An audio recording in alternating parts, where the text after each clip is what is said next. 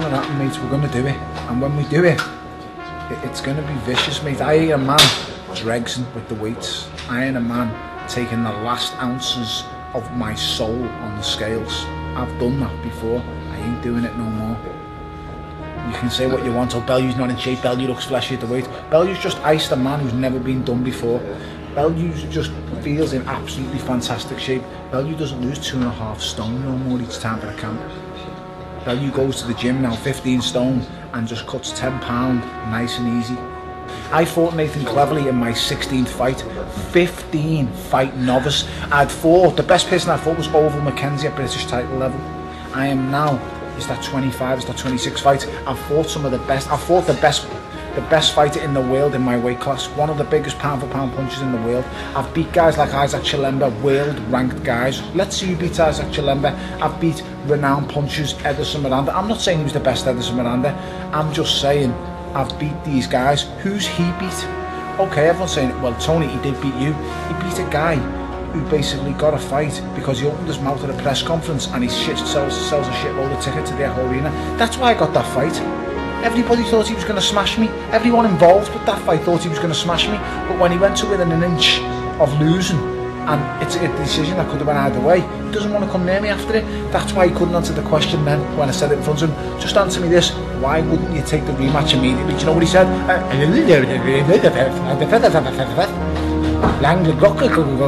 think he was saying what that Welsh train station was. That long word. I couldn't understand what he was saying. I just answered the simple question: why wouldn't you fight me the minute after the rematch happened? He wouldn't fight me because he believed he was going to knock me out, and he just believed he was going to beat me up. And that's all I've got to say about that. Well, let's do it right now. We can do it right now, you fucking rat. Bellew of the Weeks, Rick Law came in with the first one. Prince Patel, someone on Instagram, said, fan of you, Prince, since day one. You will smash the IBO world title fight. I'm a Princeaholic. Prince Patel seemed to like this one. In a world full of chicks trying to be Kim Kardashian and dudes trying to be Thanos, try being a Princeaholic. Hashtag quote, hashtag meme, hashtag male, loves hashtags, hashtag positive, hashtag vibes. We can all become Princeaholics maybe and follow Prince Patel around the globe. Fucking die, man. But if you just, can we just end this right now and say that we'll give it the Cook and Cassius, man? 1,000,000%. By the way, I've got 100,000,000%. I've got a funny story off the back end of this, by the way, if we're going to nominate this one, because I've got a story. I'm telling you right now, Patel would knock him out, and I'll tell you the reason why. Just come back to me on it. Okay, I'll keep going, and then whenever I need a drink of water or something, Andy, I will bring you in to help me out. Ryan Younger has nominated Hughie Fury for fighting Samuel Peter on this Jeddah undercard, where Amir Khan is going in against Billy Dibb. Bellew of the Week for this shit show, surely, said Ryan Younger. Yes, happy to get on board with that one, Ryan. Who's been going back and forward? Tommy Coyle and Ryan Garcia. I've always fancied getting on the Ryan Garcia chest and seeing if he's a proper Mexican, says Coyle. He tagged in DAZN and Matchroom. He fancies that one. Jay Shaka jumped in. Garcia doesn't need that fight. Tommy Coyle is all wrong for you. All out war. Harold Anand nominated Jay Shaka for that comment. Ryan Garcia does seem like he's interested in that. Garcia against Tommy Coyle. I'd like to see Coyle retire, to be honest, but Garcia would beat him. Danny Robson, Dr. Popolowski has nominated Vladimir Klitschko, the former world heavyweight boxing champion, was forced to evacuate a boat after it caught fire, according to Buzz.ie. I don't know if Shannon Briggs was in the vicinity at the time. Maybe he was. Richard Barnes was talking back and forward with Enzo Macronelli about the Oscar De La Hoya-Floyd Mayweather fight, 2007, possibly off the top of my head. Richard Barnes thought that De La Hoya had done enough. I still say he beat Mayweather that night. Was very unlucky not to get the decision. Chad Hogan nominated him for that. What do we need in boxing, everybody? More belts, I hear you cry. I'm fully on board with you. Gavin Graney has nominated WBC for their WBC Franchise Championship. And they've also introduced a sympathy belt. If you go over to facebook.com/Boxing Asylum, you can see our own little mock-up there. But the franchise belt is real. Canelo is the champion. And they get a cut of his future purses as well. So well done to the WBC. And you know what? The WBC, the fucking cheek of them to give him the franchise belt. When he said before, when they mandated the Golovkin fight, I vacate this belt and I'll never fight for it again. And now they're all back in bed with Canelo. They were the first ones backing him at the Mexican meat scandal, and now they're just making up a belt and giving it to him. It's pathetic. Like WBC are indeed pathetic, says Rob Kelly. Danny Robson has nominated Marcus McDonnell. BT Sport put out a social experiment. If you come across this post, tell us who you think the greatest British boxer of all time is. The referee, Marcus McDonnell, jumped in. Joe Calzaghe. Well, fair enough, but his reasoning, 46 fights, 46 wins, 32 by KO, inducted into the International Boxing Hall of Fame. Joe did not dodge anyone. He beat Eubanks, Kessler, Hopkins, Roy Jones Jr. when they were all in their prime. Says Marcus McDonnell. I think maybe Kessler, Rob, was in his prime. Not sure about the other three. Yeah, well, I mean, the B-Hop one looks better in overtime, even though I thought he lost that fight overtime because of what B-Hop went on to do after he lost to Calzaghe. But Roy Jones was a ghost of Roy Jones when they fought. And Eubank was fucking spent as well, I think, wasn't it? It was coming to the end, even though that was a good win. But yeah. Well, Jones was that spent though, wasn't he? Calzaghe had said in his autobiography years earlier that he wouldn't fight Jones because he was too shot. Yeah, but the thing is, Eubank took a fight in like a week's notice or 5 days notice, and he came down for like 180 to make that fight because I think he hung up at cruiserweight or something like that, trying to get another fight with somebody else. I need to go back and check that, but.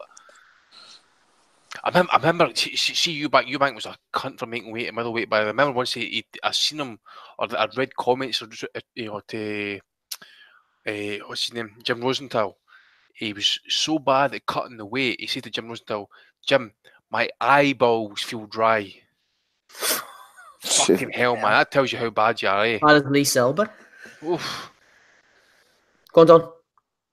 Well, I was going to say number one is that Tommy Allen would disagree dramatically, but number two is that wait, what? Number two. What's number two, Donny? We all want to know. Come on. Number two is a big shite. That's what that is. Lee the Alcoholic Fotch made a good point in YouTube. He said the amount of people who call Eubanks is getting a bit weird. Yeah, I agree with that. What's happened to Donny? I think he's been iced. His wife spoke to him there, I'm sure. Oh, she's laid down the law. His wife is a big Calzaghe fan. Okay, we'll leave Donny for now, shall we? Doesn't look like he's not showing any signs of coming back, any signs of life. Sky Sports, plenty of signs of life from them. They were talking about Conor Benn, the Destroyer hashtag. Prince Patel would like that hashtag, the Destroyer, after he beat Kavula. Daniel Gillen was excited about the future. I could see Conor Benn versus Chris Eubank Jr. in the future. I can see the headlines already. Potentially a huge fight in the future if things pan out, says Daniel Gillen. Ben North is nominated for that. I don't think Conor Benn is going to be fighting Chris Eubank Jr. anytime soon. All of the belts, we're talking about Mayweather versus Canelo, 2013. Never forget how good Floyd was. Masterclass. Todd James said, no, I'm a Triple G man. But Canelo was weight drained and young. Prime for prime. The guy destroys Floyd. Patrick has nominated Todd James for that one. Box Royalty has nominated Anthony Fowler. Fowler got involved with somebody who was asking about CBD oil. DM me and I'll help you out, says Anthony. Mini Eddie here, says Box Royalty. Would punt his dog for a nugget. Wait, yo. I was going to say, sorry, I got cut off there for a little while. What did the missus say to you? Pardon? What did the missus say to you? No, she said... Did she ask me if I was coming to the wedding or no? No. Well, I wish you were. We're all going. I'm coming. I wasn't even invited. Patreon, baby. We're all going. Yeah, with a Patreon money, maybe that's possible. But no, actually, no. What I was saying was that with respect to Calzaghe, when you said that he beat a prime Roy Jones or whatever, I'm just all I can remember though is that scene from the dressing room of Calzaghe's son, who's watching. YouTube had just come out, right? And he's watching these videos of highlight videos of Roy Jones Jr. in his prime, and Calzaghe's son starts crying his eyes out, and he says, "Dad, you can never beat Roy Jones Jr." And Joe Calzaghe said, "Don't worry, son, he's not that good anymore." Is that true? That's on recording, and you can look it up. It happened. It happened. Okay, Barry Tompkins.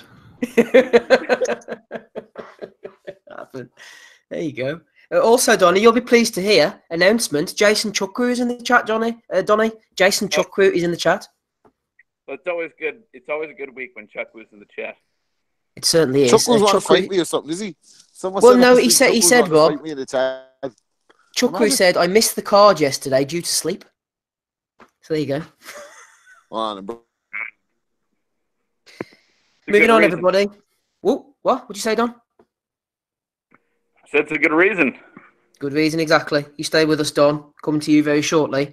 Daniel Gillen has been nominated again by Wooly Skull for his chat. He thinks that they can definitely get this Eubank against Ben fight on. Christine Frampton was talking about people going to boarding school. Michael Buffer jumped in. It's not really Buffer tweeting, is it? It's one of the lackeys. British Boxing blog nominated him for that. David Wright says, hot as shit outside, but I'll cool myself down with these Anthony Fowler tickets. And then he had a bunch of about 10 in his hand. Bastard, by the way. And Chad Hogan nominated him because I think it was the next day or something the Fowler fight had been cancelled. He took it well, though, because I messaged him and I said to him, he's still heated, mate. I says, fucking gutted, man. But he took it well, you know. That's what you want, you know. He take the piss out of somebody, but poor bat. He had like 6, 7 tickets, 8 tickets from that. I don't know. I forgot to check the prices of the match, but fucking hell. Hopefully, we're in there like £120s or £300 tickets. Like, oh dear, poor fella. But yeah, he did, Andy's right. He did take it well.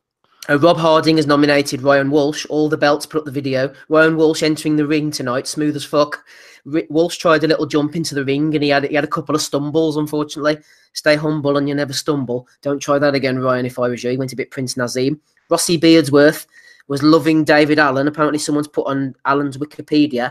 David Allen is nicknamed the Top Shagger. Allen is known for his toughness inside the sheets and is a 2-time Commonwealth heavyweight title challenger. As of May 2019, he is ranked the best heavyweight in the United Kingdom and the best heavyweight in the world rankings, according to Babe Station. Joe Lands has nominated that for the edit of Wikipedia. Chad Hogan has nominated Curtis Woodhouse. Woodhouse is getting on board Luke Campbell win over Lomachenko. Agree 100%, says Curtis. I think Luke is well worth a bet. I fancy him. But if Woodhouse is putting his money down on Luke Campbell to beat Lomachenko, then maybe that's why his little betting service didn't go too well. Maybe it's still going, I don't know. Ryan Stevens is getting on board a potential fight between Anthony Fowler and Lawrence Okolie. Would be a quality fight, says Ryan. Fowler against Okolie. Matt Simpson's nominated him for that one, Rob. Where do you even start? There you go. I don't know. Can you hear me? Yeah, I can hear you. Go ahead, man. You're breaking up. I think I'm breaking up, am I? No, you're fine. Maybe I'm breaking up. Sorry. Oh, okay. No, I heard Chuckles wanting to fight me, man. Chuckles wanting to fight me. He said catch weight at 190. I can make 190 no problem. I just tell him I'd be hot. I would never lose to a fellow man. We did lose you slightly there, Rob, but I know that you're ready to rumble with Chukwu, so I'll pass the message on to him. Okay, everybody. Ready to fight with Jason Chukwu. In the chat, Oscar De La Hoya is up for a fight as well. He was a fine fighter in his day, De La Hoya. For anybody who's only sees him as this sort of drink-addled promoter now wearing fishnet tights, don't be fooled. Oscar was the real Oscar was the real deal, man. You don't need me to tell you that. Robbie was one hell of a fighter, no matter what he says now. He was brilliant. I was brilliant, yeah. Brilliant entertainment. I don't think he was ever really in a bad fight. Like, not too many anyway. Not too many stinkers. Fought everybody as well. So, up the weights, down the weights, you name it. Fishnets, without fishnets, you know what I mean? Yeah. Top man, De La Hoya was. Oscar's a serious dude. I only mention that because I saw someone on Twitter the other day slagging him off, and you could see that they're just treating him off. You can't slag Oscar off. But it's like a younger guy, Andy, like he's treating him just like a promoter who, you know, he talks shit now and like a sort of doddery old man. But don't remember El De La Hoya, man. He was class. I understand that because I could give him shit for like what he's saying here about the situation with Ruiz and Joshua. You know, he's talking about how it's not been signed off yet and there's problems trying to get the contract made. But, you know, at the end of the day, Oscar's a promoter. He talks shit, right? And we've all given him shit as well at the same time. But as a fighter, anybody who is a boxing fan, either going back 20, 30, 40, 50 years, or if you're a boxing fan over the last couple of years, if there's one fighter you want to go and watch over the last 20 years, you need to watch, it's Oscar De La Hoya. That guy, you say, went from super feather to middleweight. Right? He fought the peak fighters at their prime. Hopkins, Sturm, Trinidad. I mean, fuck, man. You know, what more do you want for the guy? The guy, you know, Floyd Mayweather's probably... Mosley, Vargas. Twice. He fought Mosley twice and stuff like that at his peak. Pacquiao. Juiced up as well, probably. Pacquiao at his peak. Mayweather at his peak. Mayorga, Vargas, you name Vargas. Proper grudge match. You know, come on, man. You cannot shut in that guy as a fighter. Never. You see in this podcast, I would never allow it. I don't even host it. I don't even own it, but I would never allow it to happen. Well said, Andy. So anyway, let's shit on Oscar De La Hoya for Bellew of the Week here. No, we're not actually. Dylan Roberts has nominated Eddie Hearn because Oscar had a go at Eddie this week. He said, "Let me worry about Canelo and his opponent, which doesn't involve you. You worry about securing the rematch for Joshua with Ruiz for DAZN, which I hear you are having problems with." So De La Hoya still landing those left hooks on Eddie all those years later. Boxing Bet Guru has nominated Active Aussie for certain comments. I haven't quite screenshotted it. Active Aussie was asking if Stephen was on the crack. I don't know if he's talking about me or not, but I'm certainly not on the crack, sir. But the crack is flowing here tonight on the Asylum, everybody. British Boxing Blog has nominated McLovin. That's the problem with the phones. You can't always screenshot them when it's a long rant. But he was talking about Usyk anyway. We'll just flick on past that one. Chris Lynch was talking about, was it Andrade, I think, about Josh Taylor. Let's just flick on past that as well, shall we? Max Stoke nominated it. That's all the ones I've got, Andy. You have a Canelo one for us, I believe. No, it was Cougs, wasn't it, you wanted to go in on? Yeah, I obviously we don't know what was said, what was done, or what was supposed to have happened between Cougan Cassius and Prince Patel. But I know Patel's a bit a loudmouth, talks some shit and stuff like that. I want to see him get iced and that, but Cougan needs to realise here something, by the way. There's, I'll let you into a story. I was an 8-year-old laddie, right? And there was a guy locally to me, ex-British flyweight champion, Frankie Jones was his name, right? At his peak, 8.5 stone, right? Guy was a minor. Orangeman. Rob will love this one, by the way, right? He got iced off Johnny Caldwell for Belfast. He was a Republican, big Celtic man as well, right? So, yeah. So Frankie, being the proud man that he was getting jipped this night in the pub, right? Off a few boys. Now, imagine getting beat off a Republican and all that sort of stuff, This guy who's getting abuse and that was 17 stone 5. And the reason I know the story is because my fucking grandfather told me, and I was nearby as well because I saw the aftermath of it. So the boy wouldn't let up on Frankie Jones, flyweight as I says, right? And this Frankie, as I says, was 8-9 stone between fights, worked in the pits, solid grafter in his fucking prime. And this fucking drunk says to him, "Oh, you're a fucking bum getting knocked out off a fucking Tim like that." Aye, well, see that bigot? That bigot was lying on his arse after one punch off a flyweight. So Coogan, you better watch what you're saying, because at the end of the fucking day, these guys are trained fighters. They train to throw punches, they train to take punches. Now, unless you're going to get Daniel Kinahan to give you a hand to give this guy a fucking kicking, watch what your mouth, because as I could see it, what you said to him was nothing really fazed him. So just watch what you say. Plus, he's sitting there. He's getting ready for a fight. He's at the press. He's getting his hands wrapped, or he's at a press conference. He's getting ready to do a fight. He's not going to get up and have a scrap with a fucking IFL camera holder, YouTube guy or whatever, a couple of days before a fight and not have his fight. Plus, he's an 8-stone man, like Andy said. You're fucking 6'6" or something, Coogan. You know what I mean? You're going over to an 8-stone man, telling him you're going to cave his head in when there's security there. But you didn't go up and tell Tyan Boot you were going to cave his head in. And he's been saying that nothing but you have bent legs and all sorts of, and you're pouting and pouting and pouting. But you paid him restitution for the video views that he called you out on. You went down and put money in his hand after he said on a camera, you have bent legs and you're cheating on your wife. And he said he didn't do nothing about it. He doesn't do anything to Dillian White or any of these guys. He's not facing them down. Now, you're not fooling anybody with that. I'll cave your head in. You want to go cave anyone's head in. You know what I mean? And you want, like Andy said, you want to watch it looking for it with a pro fighter, because you get a box in the jaw that you won't even know, but you won't even feel or see coming. And that'll be the end of it. Rob, sorry to interrupt you. What exactly happened then? I know you've gone over it more or less there. Briefly, I just saw the clip. I don't know what the context is, and like he may well be in his rights to confront. But if you're confronting like me as a bigger fella, if I'm confronting there's no stat in knocking out some small guy. Like you could do that in a better way.